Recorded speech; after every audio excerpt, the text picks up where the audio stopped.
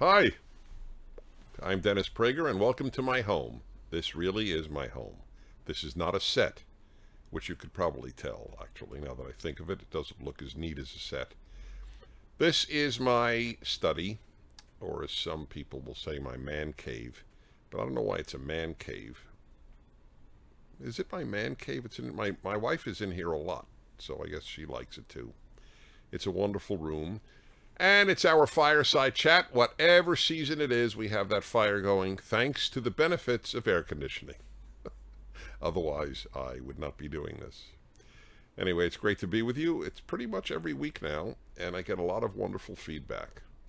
Because it's completely unscripted, I just pretty much think aloud and then take your questions and spontaneously answer. It's not edited, which is a little risky, but it's worth the risk. By the way, I hope you will help Prager University continue its work. We are always trying to expand, even though this year we will have about 500 million views. But we would like to have 1 billion views, 2 billion views, because we're changing minds for the better, I believe. So there's there's a place on the screen. There's a link. Yeah. There's a link on the screen. Thank you very much. And it is tax deductible. So I always think, what do I want to open up with? Because I'm totally happy just to take your questions, but I'd like to share with you what's on my mind. So I'd like to tell you how this happened. What is on my mind right now? And that is, how many young women in America are not thinking about marrying. This is, I am convinced, I'm as close to certain as a human can be without having raw data. I think it's the first generation, or maybe 2 generations, in the history of civilization, of any civilization essentially, in which a great number of its young females did not look forward to marrying. And the reason I mention it, A, it's so important, but B, it happened today at lunch. I was with a man. In fact, it was sort of a business lunch and a very nice lunch as well, with a man who's been a contributor to Prager University. So I love to talk to people about their lives. I am more interested in the micro than the macro when I meet people. In other words, I want to know about their marriage, their children, how they grew up, all these things. They just enthrall me. So this man has a son and a daughter, both in their mid-20s, I believe. And I asked him, are they married? And he said, well, my son wants to be. So it's obvious his daughter doesn't want to be. So I asked him about that. And he said, yeah, it's not really, it's not something she thinks about. And I was thinking, that's mind-blowing. This was what women thought about. Who will I marry? What dress will I wear to my wedding? What will the wedding be like? What will it be to have a home? What kind of man will I marry? How many children do I want? This was a preoccupying thought, or series of thoughts, in women's minds. And by the way, I'm addressing this to women. I've addressed men on marriage, and we have a whole Prager University video on why men should marry. So I'm really now addressing young women. And now, thanks to feminism, 100% thanks to feminism, feminism would agree. They would consider this a victory. It is now, it's regarded almost as if you are some sort of simpleton. You're not a real liberated woman. You're not a developed person if you are in any way preoccupied with the questions that I just raised. Who would I marry? When will I marry? And who will I meet? How many kids will I have? You're supposed to think pretty much exclusively about career. So I have told you this, that I ask women under 25, wherever I meet them, if you could be guaranteed a great marriage or a great career. And remember, I always make this point. one is guaranteed. It doesn't mean the other cannot happen. It just means only one is guaranteed. Which guarantee would you prefer? So, whatever the answer is, I want you to understand that I ask this a lot. And of course, had I asked this 50 years ago, 100 years ago, 150, 500, 1,000, 10,000 years ago, most women would have said, are you kidding? Of course, if I could have a guarantee of a great marriage, that's the guarantee I'd want. But not now. They're almost embarrassed to even admit if the answer is great marriage. So what's happened?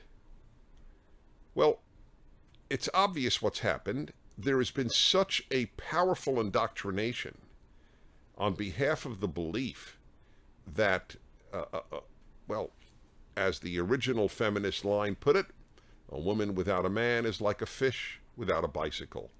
You don't need a man. But it's not true. You do need a man.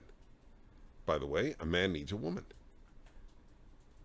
It's unbelievable that to say that is regarded as almost unbelievable. How could a person say that? Isn't that, I don't know, then you fill in some foolish, irrelevant adjective, patriarchal, sexist, I don't even know what. Oh, you just want women barefoot and pregnant. I never understood where the barefoot came in, frankly. But by the way, I would like women pregnant. I think it's a good thing if civilization actually reproduces itself. I know that's a heretical thought today, but I would like to see, for example, as an American, I would like to see America continue. But these are not things that are, these are not things that are said. In Europe, most European countries are not reproducing themselves. And so if they don't bring in vast numbers of immigrants, they will gradually just die away. That's how few children the populations are having. Part of it is feminism. Part of it is simple narcissism. I don't want children because they cost a lot of money, or they're a pain, and I can't travel as much, and I can't go out to a nice restaurant as much. But the children part we'll deal with another time. Let me just tell you, if you are a young woman, you are setting yourself up for a less than optimal future if you think that career, in most cases, there are always exceptions to every rule, but in most cases, if you think career will bring you the satisfaction that a good marriage, obviously bad marriages are terrible, but a good marriage, having a partner in your life, making a home, making a family, why isn't that deeper than being the CEO of a telecommunications company? That's if you're the CEO. Very few people ever make it to CEO. But I'm using the best case scenario. Most women, like most men, are not CEOs. They go to a job, they do it, and they come home. Now, I don't poo-poo work. I am a major advocate of work. Work is ennobling. But the work to make a home is also ennobling and ultimately more rewarding. How many women have called my show over the course of the years and they have said, Dennis, I got to tell you, I bought the feminist line in college. Last thing I thought of was as a man. I become very successful. I earn well into the six figures. Now I come home. I'm 45 years old. I come home and, I'm perfectly fine. I do well as alone, but I don't want to be alone the rest of my life. I want somebody to share my life with, and then often add, and I wish I did have some children. So I'm telling you to think ahead, and this notion of, well, I'm only 23, why, I have plenty of time. Well, you don't. Of course you have plenty of time in some objective sense. You could marry at 60. I understand that. But you don't have a lot of time, A, if you want to make a family, and you don't have a lot of time if you want to have a big choice of men. No, nobody talks to you like this because they're afraid to. But I'm not afraid to. I'm not doing you a service if I don't tell you this. You have a better choice at 23 than you will have at 43. That's just the way it is, because a lot of women say, and correctly, the best men are married. They're right, by and large. The best men are married because marriage makes men better, and because the best men marry. That's a very important point to remember. So while you have the greatest pickings, you know who said this? There was a woman, you should look this up. I don't remember the name of the article, but I'm sure you could find it. New York Times op-ed a few years ago. A woman graduated Princeton. Okay, that's as prestigious as it gets, right? Graduated Princeton, and I don't know what graduate school, if any, she went to, but that's a big deal, right? She graduated Princeton and decided that she would marry early and make a life as at least for the first decades of her adult life, as a wife and mother, and concentrate on that. And it's a good choice to make. Whoa, you should read the comments on that article. You know, just angry at the New York Times for even publishing it. But she said, this was her point, you will never have as great a choice of good men as you now have. That's the way it works. So, I just want you to think about it. I wrote a book on happiness. It's a pretty good book. A lot of people still read it. I wrote it in 1999. It's still selling pretty well. So I know a lot about happiness. And I think you're being led down a bad road vis-a-vis happiness. And finally, you know, they say you could have it all. Well, it's very hard to have it all in life. It doesn't really work. Generally, if you have a career, a marriage, and children, something is going to probably pay a price to concentrate on the other two. Okay, some thoughts. Now it is very important that I just light up my pipe. I'm going to do an opening on one of these on why I smoke a pipe or cigar and why I do it on camera, because I've thought this through. I actually wrote a piece. You could look it up. Dennis Prager, why I smoke cigars. I've thought it through. I try to think through everything. But I really do have a philosophy of joy that I would share with you. Debbie in Vancouver. Hi, Debbie. Vancouver, Washington. That's right, not British Columbia.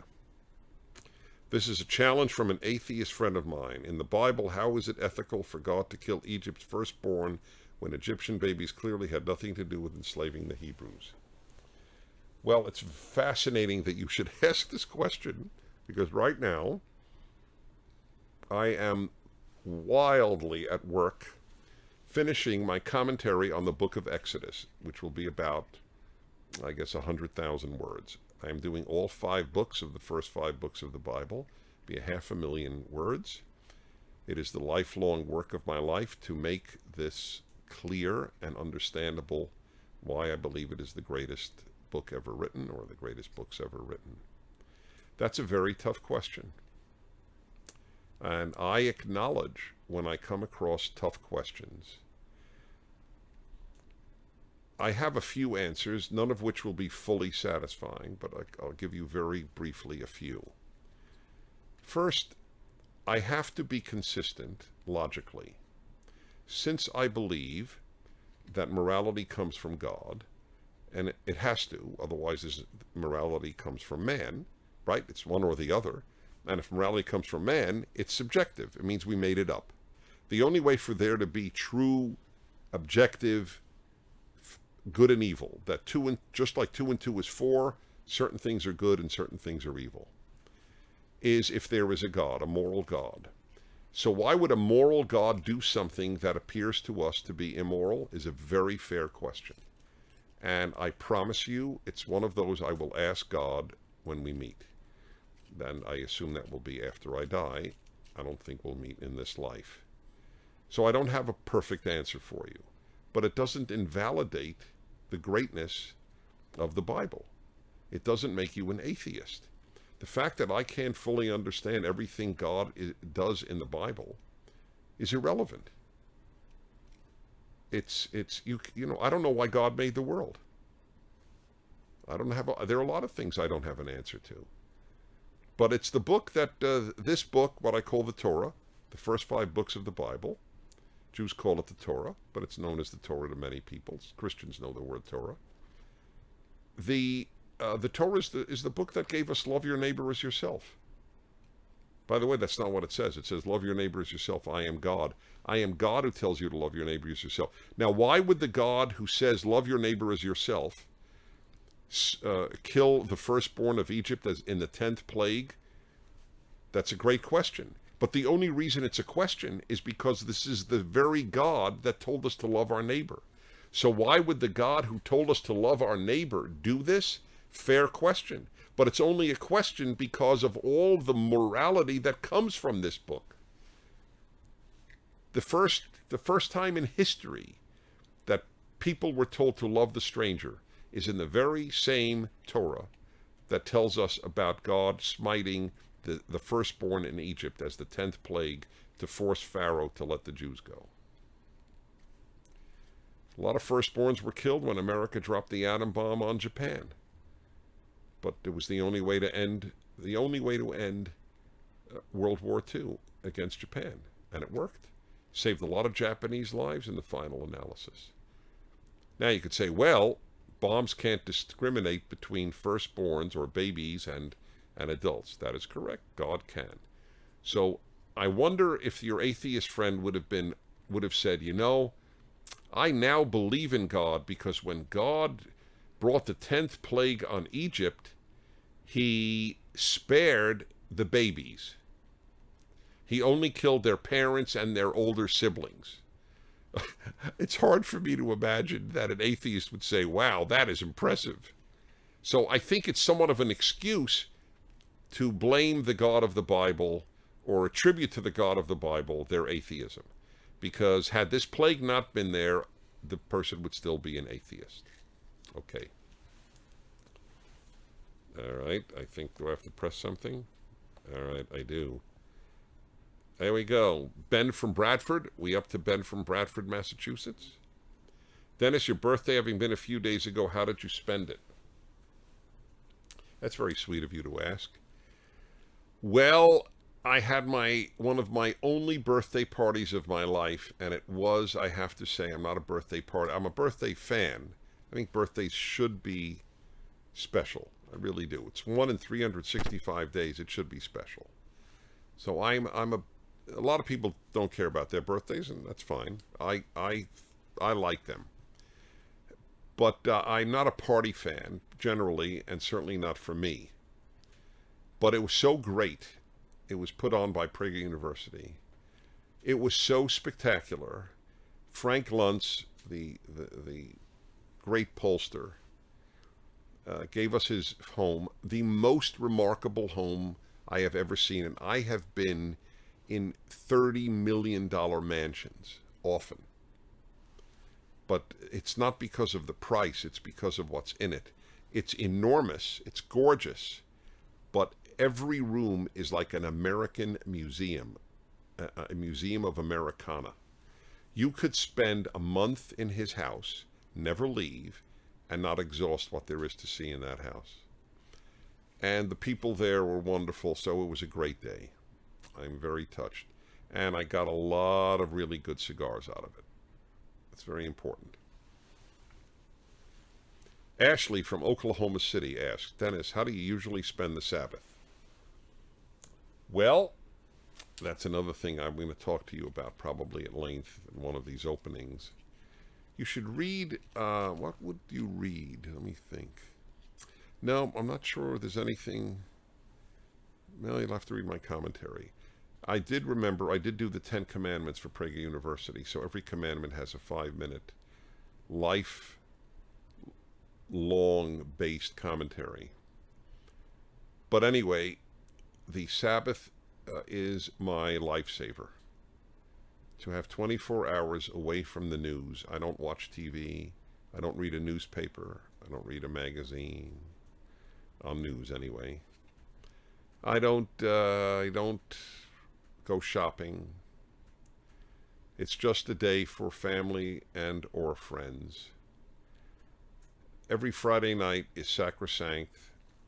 I either go to friends' home for a Shabbat dinner, or I bring people into my home for a Shabbat dinner. Probably at least half the time they're not non-Jews, and they love it. They love it. It's touching to see how Christians and other non-Jews react. They, the young people who come here are particularly interesting in their reaction. They can't get over that a family just sits around a table and talks for 2 to 3 hours. Obviously, we eat too, but eat and talk, that's it. Talking, remember what that is like? Not texting, not Facebook, not Snapchat, not tweeting. Have I exhausted pretty much? Talking, enjoying other humans live. And that's what we do every single Friday night.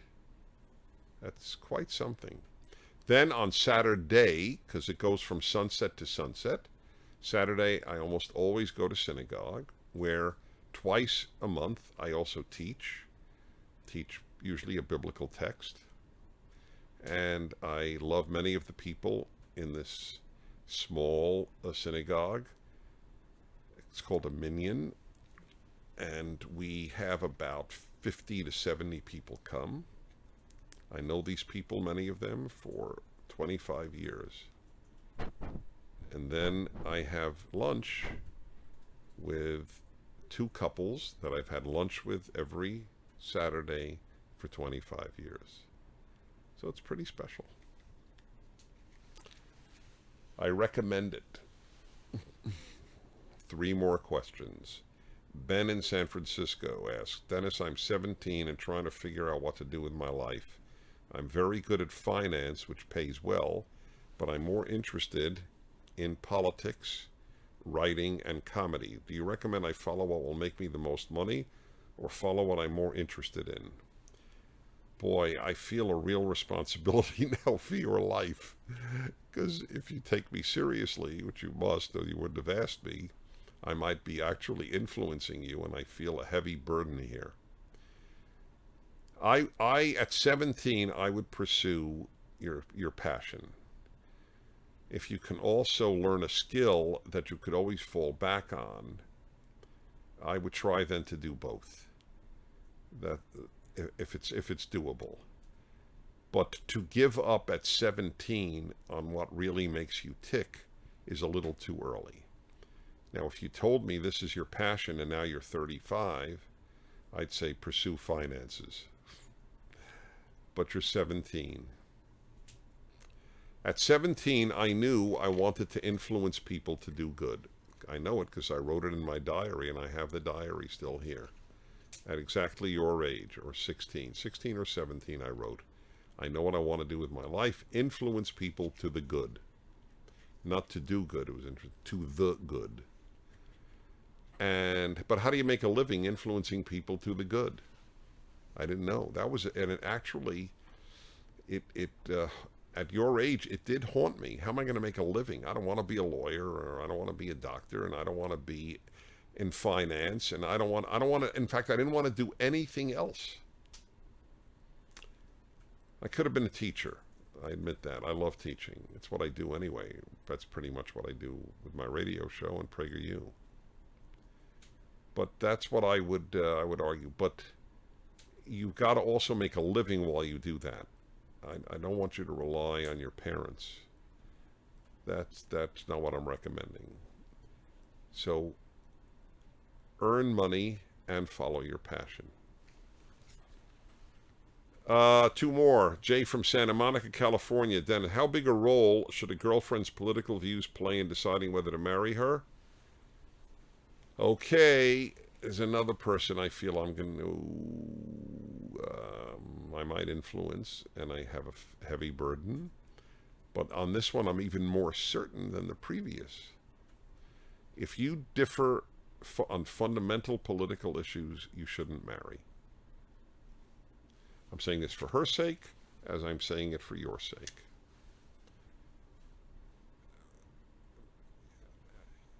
I don't understand why one would marry someone with whom one differs on fundamental issues of life. I'm not saying she's not a wonderful person or anything like that. But I don't understand why you would compromise on that. There's a lot of things to compromise on. I agree. But I don't think that's one of them. And it's not going to get easier. Nothing gets easier after you marry. Okay, you got to know that. So don't think, all right, we don't, but, we'll marry and, it'll be all right. It's not going to be all right. Now, if you're already married and you differ, that's different. If you're already married, I want you to love each other, period. But if you're not married, don't get married. Final question. Titus from Jonesboro, Arkansas. Dennis, as concisely as you can, what makes a good leader? Well, I can be concise. Not caring whether the people love you or not. That's the first criterion. If you're out there to be loved by the public, become an actor. But that's not a leader. By the way, this is true for every leader. It's true for a parent. If your primary aim, and a lot of parents' primary aim is to be loved by their kids, you will not be a good parent. It's disqualifying. It is a very important thing to remember. And that's what disqualifies you. The other is you have to ask, if you want to be a leader, why do you want to lead? And see, people fool themselves. I think a lot of people go into politics, not all by any means. Some really wonderful people go into politics. But a lot of people go into politics because it's sexy. It's glamorous. If you're a congressman, let me tell you something. It's a tough life. It is a tough life. I know a lot of congressmen, but it's glamorous. All right, they're only in America. There are only 435 of them. I believe that's the number. That's a select group. You have a lot of power. You have prestige. You're in the Capitol, which in and of itself is a little intoxicating. But so you have to really, really know yourself. Why do I want to be a leader? Like, if I may use my own life, I have no interest in power. Zero. I have no desire to have power over anyone. It's part of the reason I'm conservative and not on the left. All people on the left want more power over you. Not because they're bad, but because that's the nature of leftism, is to have more and more and more centralized power. It's one of the biggest difference between the two. That's why I'm not part of that world. I don't want power over you. I want to influence, though. That I do, and that's why I do what I do. But let me go back to that first part. You can't be a good leader if you want to be loved by those you lead. That's the nature of it. Teachers, parents, clergy. As one rabbi once said, any rabbi whose congregation doesn't want to fire him is not a good rabbi. But he then added brilliantly, any rabbi whose congregation does fire him is also not a good rabbi. I don't know if the second part is true, but it was. In other words, you should not be there to be loved. Whether you are an officer in the armed forces, a clergyman, a teacher, a parent, a politician, you should want to be loved. Maybe I should do an opening on this one day. You should want to be loved by really very few people. Your friends and your spouse. That's who you should work at being loved by. It's great to be loved by your kids. Believe me, it's great. But you should work at being loved only by your friends and your spouse. So with those very serious words, thanks so much for watching. I'm Dennis Prager. Help us out with PragerU. Much appreciated. See you next week.